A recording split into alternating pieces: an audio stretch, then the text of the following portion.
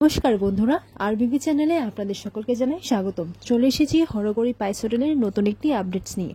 আজকের পর্বে শুরুতেই আপনারা দেখতে পাবেন রিয়া রুদ্রকে বলে, তুই এরকম করে কেন বলছিস রুদ্র? আমি তো তোর ধি, আর তুই তো আমার ছোটবেলার সেই রুদ্র। তুই আমাকে ভুল ভাবছিস রুদ্র। এরপর রুদ্র বলে, না, এতদিন আমি ভুল চিনেছি, কে আমি আমার ধিকে চিনতে পেরেছি। এরপর রুদ্র মনে মনে এটাই বলে, না, আজকের পর এখন আমার মনে আর সন্দেহ নেই যে আমার আসল ধিকে। রিয়া মনে মনে এটাই বলতে লাগে, রুদ্র কি কোনোভাবে জেনে গেছে নাকি যে আমি নকল ধি আর গৌরী হচ্ছে আসল ধি?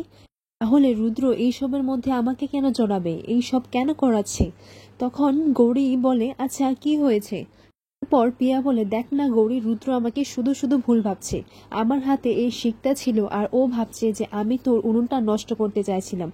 তো আমি তো আমার উনুনের মধ্যে লাগাতে গিয়ে শিকটা ওইদিকে সরে যাচ্ছিল, আর তখনই রুদ্র চলে আসে আর ও ভাবছে যে আমি তোর উনুনটা নষ্ট করতে চাইছি। তখন রুদ্র বলে, ধি, আমি তো একবার বলিনি যে তুই এই উনুনটা নষ্ট করতে চাইছিস, তাহলে তুই নিচে থেকে কেন বলছিস? পর পিয়া মনে মনে এটাই বলে যে, ইস, নিজের কথার জালে নিজে ফেসে গেলাম। পর পিয়া এই ব্যাপারটাকে সামলে বলে, না না, তুই আমাকে যেসব কথা শুনিয়েছিস সেটা দেখে তো এটাই বোঝা যাচ্ছে যে তুই আমাকে সন্দেহ করছিস। তুই তো এটাই ভাবছিস যে আমি ভাঙতে চেয়েছি। এরপর ঠাম্মি রুদ্রকে বলে, কিরে রুদ্র, তুই প্রসাদটা নিয়ে নে। এরপর রুদ্র বলে, না ঠাম্মি, আমি আর ধি একসাথেই প্রসাদটা খাবো। তখন রুষা বলে, দেখেছো ঠাম্মি, ভাইয়ের মুখে তো খালি ধীর নামটাই শোনা যাচ্ছে, মনে হচ্ছে গৌরীর মোহটা কেটে গেছে। তখন ঠাম্মি বলে, হ্যাঁ, যখন দেখবি ধীর ওকে ভালোবাসতে শুরু করেছে তখন দেখবি এই গৌরীর নাম আর ও নেবে না, ও সবটাই ভুলে যাবে। পর রুদ্র বলে, হ্যাঁ ঠাম্মি, তুমি ঠিক বলেছ, আমি আমার ধিকে ফিরে পেয়েছি আর ওকে চিনতে পেরেছি। ওর জায়গা আর কেউ নিতে পারবে না। পর রুদ্র বলে, দেখো ঠাম্মি, গৌরী তোমার ধিকে উনুন বানাতে সাহায্য করছে। এরপর ঠাম্মি দেখে বলে, ওই মেয়েটা কোনো মতলব আসছে না তো ওর উনুনটা যেন ভেঙে যায়, ও যা ধুরন্ধর মেয়ে। এরপর পিয়া বলে, আচ্ছা গৌরী, তুই এই সব উনুন বানানো কোথায় শিখেছিস রে? তখন গৌরী বলে, আমি তো কোথাও শিখিনি। পর পিয়া বলে, তুই এইসব ঢং বন্ধ কর তো, তুই নিশ্চয়ই কোথাও শিখেছিস, আমাকে বলছিস না। আর দেখ, তুই হয়তো রুদ্র মাথাটা চিবিয়ে খেয়েছিস, আর তোর জন্যই রুদ্র এসব করছে, আর আমার হাতটাও এই মাটির মধ্যে লেগে খারাপ হয়ে গেছে। দিকে রুদ্র মনে মনে এটাই ভাবতে লাগে, এই 7 দিনের মধ্যেই তোমাদের সবার কাছে আমি প্রমাণ করে দেব ওরই হচ্ছে আমার আসল ধি। এরপর রুদ্র ঠাম্মিকে বলে, আচ্ছা ঠাম্মি, চলো এবার গিয়ে দেখি, উনুন তো বানানো প্রায় শেষই হয়ে গেছে, তোমার ধি কেমন উনুন বানিয়েছে আর আমার ধি কেমন উনুন বানিয়েছে। রুদ্র এই কথাটা মনে মনে বলে। পর রুদ্র মা বলে, আচ্ছা কিরে রুদ্র, তুই যে এই উনুনটা বানিয়েছিস তার জন্য তো বড় কড়াই লাগবে, তাহলে তুই কি সেসব ভাড়া করে আনবি? তখন ঠাম্মি বলে, না, আমাদের ঘরে তো ওই হরগৌরী পাইস হোটেলের রুমটা পড়েই আছে, সেটা যে করে রেখেছে, আমি একবারও হাত লাগাইনি। এখানেই হরগৌরী পাইস হোটেলের কিছু জিনিস রাখা আছে, সেখান থেকে না হয় কড়াইটা বার করিয়ে নেব। ওর সবাই গিয়ে গৌরীর বানানো উনুনটা দেখে খুব খুশি হয়, এবং রুদ্রর মা বলে, বাহ গৌরী, তুই তো খুব সুন্দর উনুন বানিয়েছিস। আর গৌরীর বানানো উনুন দেখে ঠাম্মি মনে মনে এটাই বলতে লাগে, এটা তো হুবহু একেবারে হরগৌরী পাইস হোটেলের উনুনের মতো, কিন্তু এই মেয়েটা এইরকম উনুন বানানো কি করে?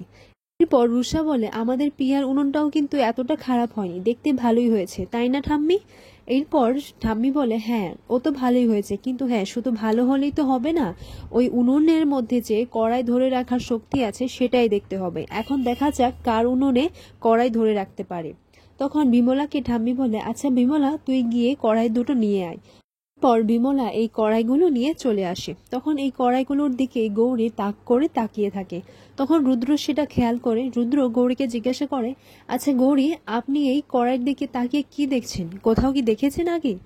আপনি কি আগে থেকে চেনেন, না আগে কখনো দেখেছেন? তখন গৌরী বলে, হ্যাঁ, আমি চিনি, আমি দেখেছি আগে, আমি এই কড়াইয়ে রান্না হতে দেখেছি। তখন পিয়া মনে মনে এটাই বলে যে এবার যদি গৌরী সবটা মনে পড়ে যায় তাহলে কি হবে?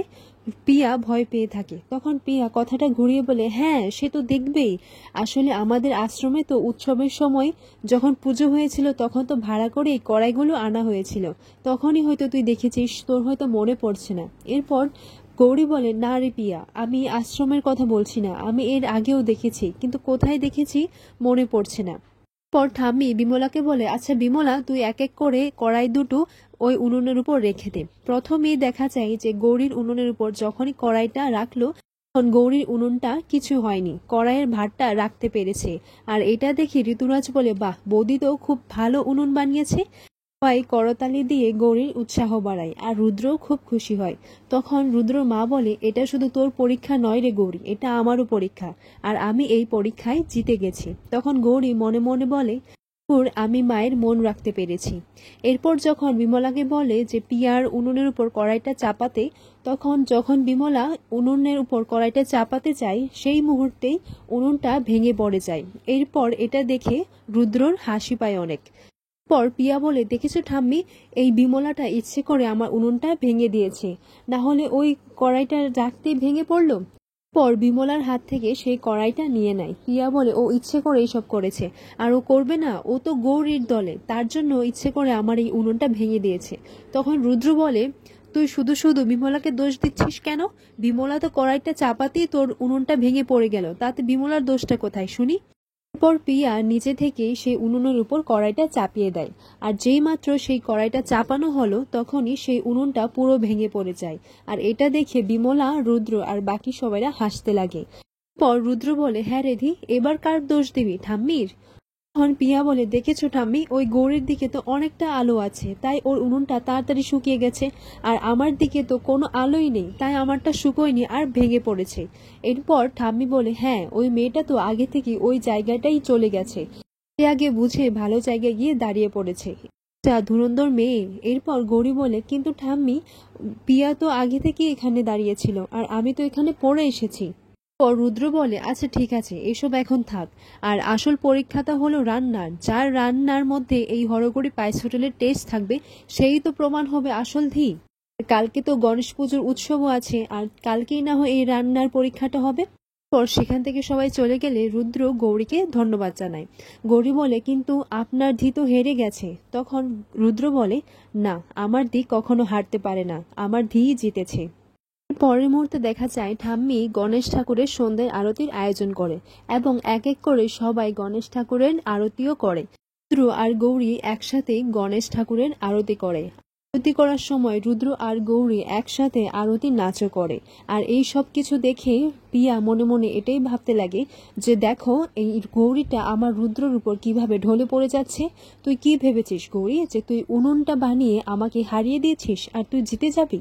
তুই এটা প্রমাণ করে দিবি তুই হচ্ছিস আসল ধী? কখনো না গৌরী, কখনো না। আমি তো তোকে জিততে দেব না। এই 7 দিনের মধ্যে যে যে পরীক্ষা হবে, আমি তোকে জিততে দেব না। আমি এটা কিছুতেই হতে দেব না। যেই রুদ্র আর গৌরী একে অপরের সাথে নাচ করছে, তখনই পিয়া তার ধুনুচির থেকে একটা ছোলা সেখানে ফেলে দেয়।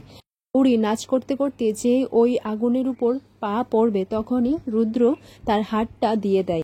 গৌরীর রুদ্রর হাতের উপর পা পড়ে যায়। রুদ্র গৌরীকে তার পা জ্বলার থেকে বাঁচিয়ে নিয়েছে। রুদ্রর খুবই কষ্ট হচ্ছিল, কারণ ওর হাতটা পুড়ে যাচ্ছিল। এটা দেখে পিয়া চমকে যায়। পিয়া মনে মনে এটাই বলতে লাগে, ইস, এই রুদ্রটা হাতটা দিয়ে দিল, গৌরীর পাটা তো পুড়লই না, তাহলে কি হবে এবার? আমি তো ওর পাটাই পড়তে চেয়েছিলাম। রুদ্র তার হাতটা দিয়ে গৌরীকে বাঁচিয়ে নিল। এখন কি হবে? এবার যদি রুদ্র আমার হাতে এই ধুনুচিটা দেখতে পারে, তাহলে তো ও আমাকেই সন্দেহ করবে। এরপর পিয়া তাড়াতাড়ি করে সেই ধুনুচিটা সাইড করে রেখে দেয়।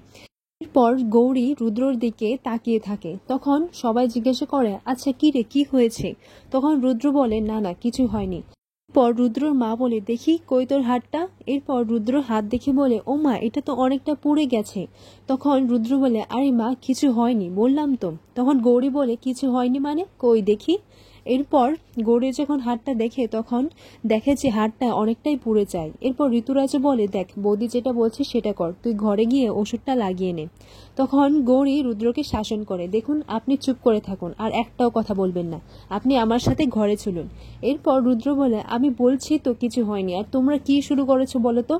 এরপর গৌরী বলে, আপনি চলুন। তখন গৌরী রুদ্র হাতটা ধরে তাকে ঘরে নিয়ে যায়।